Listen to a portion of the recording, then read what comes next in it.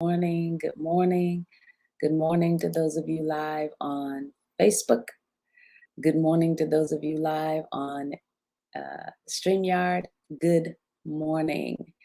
Good morning to everybody. Yep. It is Monday morning, and I am here to share with you God's Word. And today we're going to start this week talking about relationships. Oh my goodness. Relationships can sometimes be so challenging for all of us. I don't know anybody. Hey, Nicole, me. Hey, Nicole. I don't know anybody that hasn't had a relationship challenge. Hi, Vicky. Hi, Trina. We're going to give people time to get in here, but that's what we're going to be talking about. Hey, Wanda. Hey, Edith, Linda, Tanya. Good morning to all of you that are joining me live on YouTube or on Facebook. It is such a pleasure to be able to spend time with you all in the mornings. I'm excited about this. We're going to be talking this week about relationships, and there's no person living that's not going to, at some point in life, be faced with challenges in their relationships. The question becomes is, do you know how to navigate in life when you hit those difficult moments? You know, what you can find yourself doing sometimes in those relationships, they can be good. And, you know, like within marriage, we say when marriage is good, it's really good. But when it's bad, it's really bad. Why? Because you find yourself at odds with the person that you love. And that's not always an easy place or an easy space to be in. But I do believe that God gives us the grace to be able to work through the things that we need to be able to work through. And sometimes the experiences and challenges that we've had in the past will impact how we walk in our relationships today. And there's no doubt about it. And it's not just talking about uh, spousal relationships, it's talking about any kind of relationships you can find yourself in, even those down to your kids, to your parents, to your siblings, cousins, uncles, friends. All of them can be impacted by what your history was in those relationships, because when we grow up as children in our household, that's where we learn how to walk in relationships. That's how we learn some of the patterns of behavior that we have. I'll never forget that when we were kids, my brother, I have a twin brother, my twin brother, myself, and my aunt. Thank you for that. My twin brother, myself, and my aunt, if we would get into it, instead of my grandmother addressing the issue that was at hand, what she would tell us to do is separate. She would say, you go over there and you go over there and don't nobody say nothing else, you know? And so what we would find ourselves doing is separating. Well, what did that do in my mind? In my mind, that told me if you have a problem with someone, the way to resolve it is to separate. And so I grew up separating from my uh, female friends, my male friends, my uh, children. I mean, anybody that if I felt that there was some challenges there, some uncomfortable moments, then instead of pressing in, I moved away because I was conditioned as a child. When things are not right, you back out, you go into your corner. And until you calm down, you don't come back and you talk. Well, that's not necessary. That's not always the best scenario in dealing with challenges. We have to grow to a place where we're mature enough to listen to what the other person says, even if you don't agree with that person, to listen to what that other person says. I'm one of those individuals that I struggle. My seat's too far away. That I struggle sometimes when when there's conflict.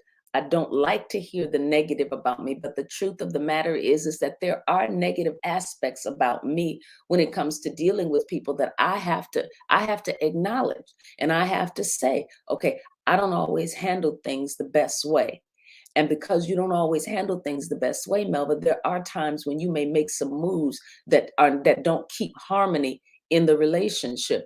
And those are difficult times, but what do we do? How do you get through those times when you can find yourself in an antagonistic place with somebody that you love? First thing that you need to be able to do, if you got to back up for a minute, is to begin to reflectively think. Just start thinking about, okay, why am I feeling the way that I'm feeling about this situation? What is it that's bothering me with it? And then you come to terms with why you're getting upset when you have to address something or when uncomfortable moments happen. You got to ask yourself, why am I feeling this way? What is it about me? And the truth be told is because none of us want to ever think that there's anything wrong with us. We all want to believe that we're the best of the best, and that we're justified in how we feel and the things that we say. And you very well may be. But the important thing to remember is that you're not always right. We're not always right. And you don't always do everything well. As much as you want to, in your mind, believe that you always do everything on point, we don't. And so sometimes our behavior, our actions, our words will impact somebody else. And so when they come and they tell you, well, this, and this, instead of you putting up your walls of defense, you need to keep them down as best as you can. Listen to what the person has to say. And then if there's a rebuttal or a refute to what they have to say, then what you want to do in those times is come back and say, well, here is how I feel about that. And so, but asking God to show you, I think every person should pray this prayer. Lord, show me me. Lord, let me see me, because we can't see ourselves. And the only thing I can see right now is my reflection in the computer. But when I turn this computer off, I can't see myself. And the only way that I would be able to see myself is to go to a mirror. And that mirror then reflects to me back, it reflects my image back to me. And depending on how the mirror is, sometimes even the mirror can distort the way you look. If it's not a good or a new mirror, you think about those mirrors that were back in the day, those mirrors will distort how you look, and it doesn't give you a clear picture of it. So why God made us this way, I don't know. Your eyes see forward. They don't see backwards. They don't, I can see my hands, but I can't see my face. And a lot of times that's the way you are with your life.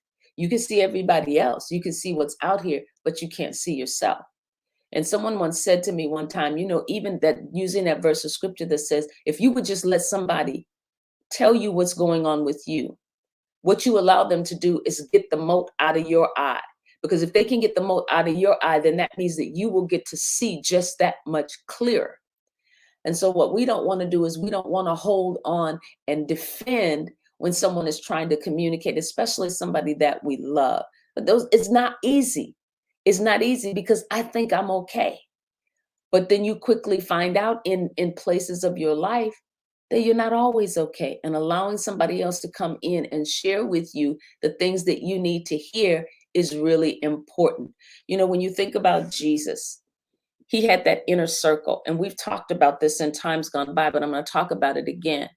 All of us need people in our lives that will tell us the truth about ourselves, not people that will stroke you 24 hours a day, 7 days a week. No, we all need somebody that will tell us, you talk, maybe you shouldn't talk so much. You don't want nobody that's going to say, you talk too much. No, that's not what I'm talking about.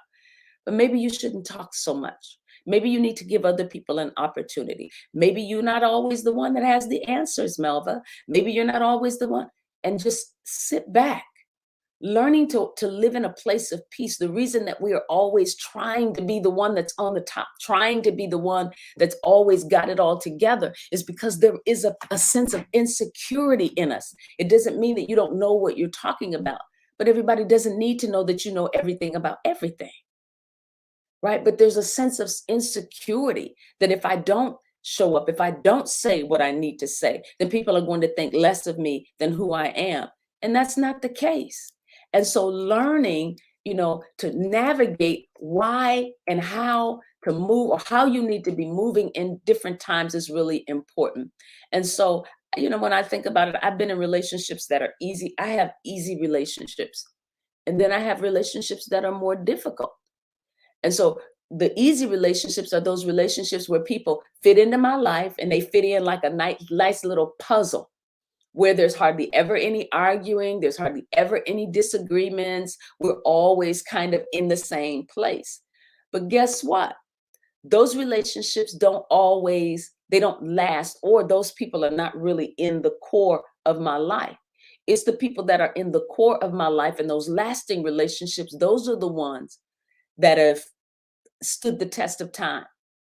And so those relationships where we fight, or where we fought, where there was rarely any agreement, rarely any seeing eye to eye, we didn't have the same sense of humor, or we didn't have the same sense of even right and wrong, or we're always at each other's throats, or we're always, looking for ways to disagree. I don't know. And so it's just important to realize that those are the relationships that God will have in your life that will be the building block for that relationship.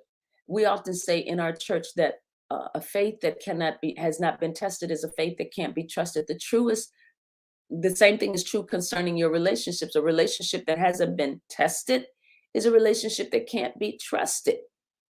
And so it's a good thing, when we're doing marriage counseling with some individuals, the individuals that we are kind of leery of, the ones that we don't really give our blessing to, are those that never see anything wrong with the other. They're just in this heavenly bliss where they don't recognize or acknowledge that there's some challenges that they may have with one another, but they're not being honest and they're not sharing what those challenges are. Those are the people that we're like, you guys may need to wait just a minute. Don't just jump off into this, because there's some things that you all need to work through. But those ones that come to the table and they're like this, sometimes those are the ones that we can find, and we see that those are the making of really good relationships. And I mean, we've had people that have come together and we've said, we don't think that you all should be together. And within 6 months, they're no longer married, because as they're in that honeymoon phase and all they can see is the goodness of one another, when they get married, they take the glasses off and they see each other for who they really are. And they're not willing a lot of times to work through the difficult times or the difficult days because they were overly enamored with the good of a person. And so how do relationships work? What does it mean? Right? What does it mean when you are button heads and there's struggles?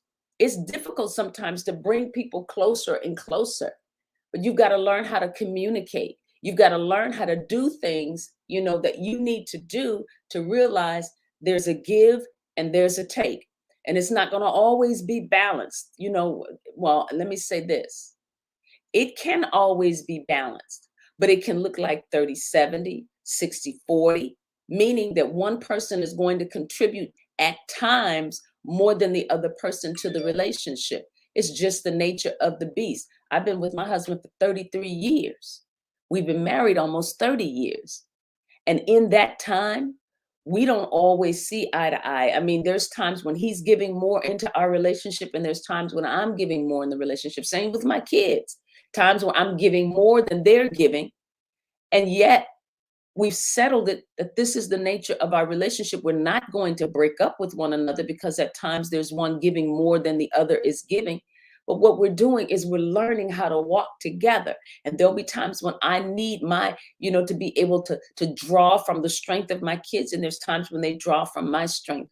And so there has to be a balance, but it's not a 50-50 balance. It can be 70-30. It can be, and so as I said, and so you don't want to work on something that makes you miserable more than it makes you happy.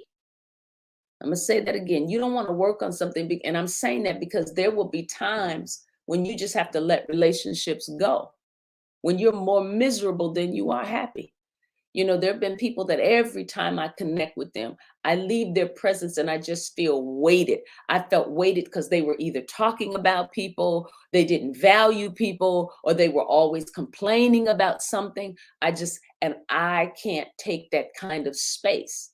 And so those people, I find myself backing away from if there is no place for me to say, you may want to stop talking so negative. Now, if I can say to them, don't be so negative, those are the people that I'll take the time and I'll be around. But the people that I can't speak into your life, and yet you're always thinking on the negative spectrum of things, you're not going to have me around very long. And so the question becomes, do you think it's a waste of time to be in a relationship with somebody?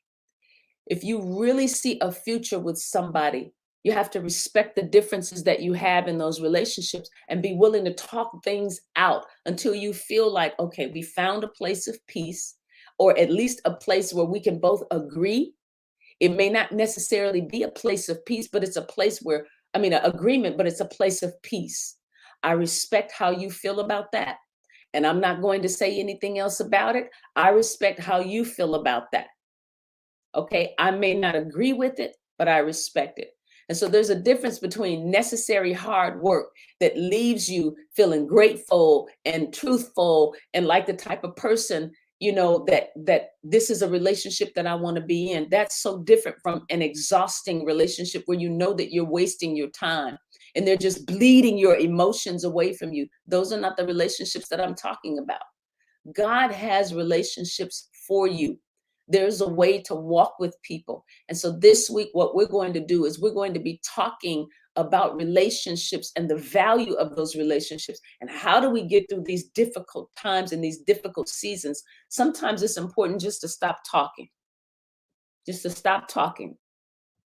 My experiences in relationships, particularly in my relationship with my husband, he could say something to me that can just set me off. And I find that I am a lot more lenient with people that are outside of my family than I am sometimes with my husband or my kids, because I feel like we've done some very difficult work. You shouldn't still see me the way you see me. You shouldn't still feel the way that you feel, but yet they do.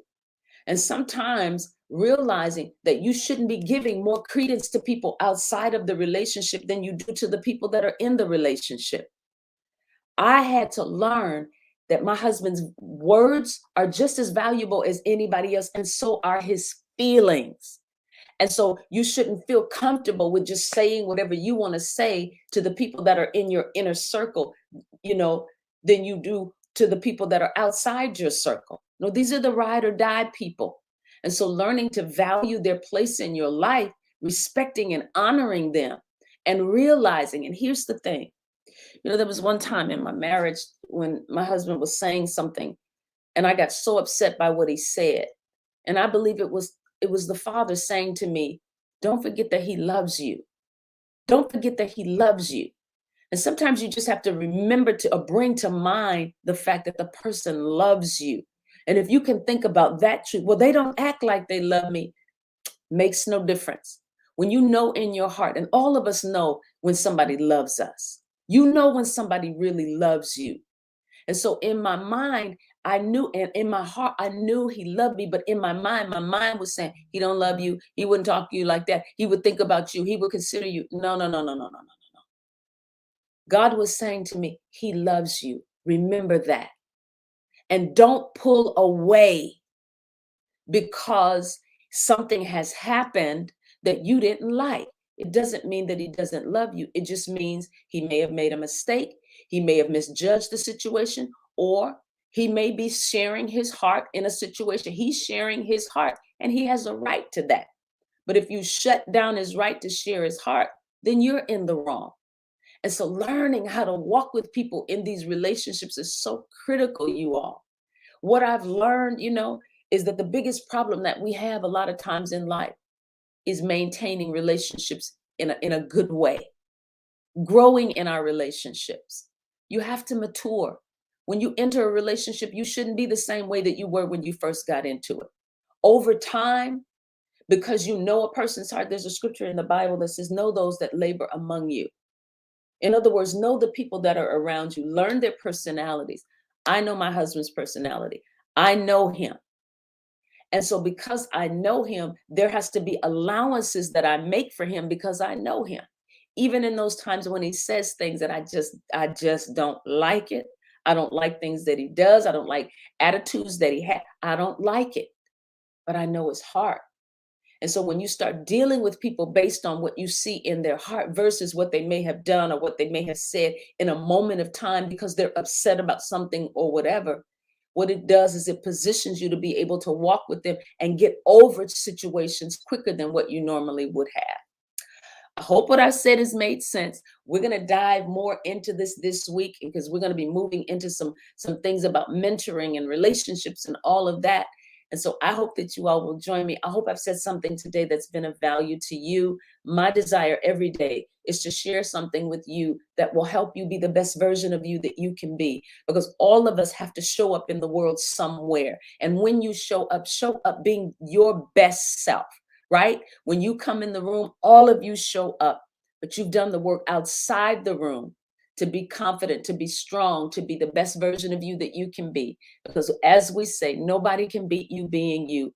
like you. God bless you all. See you tomorrow. Hope I've said something of value to you. Have a great day.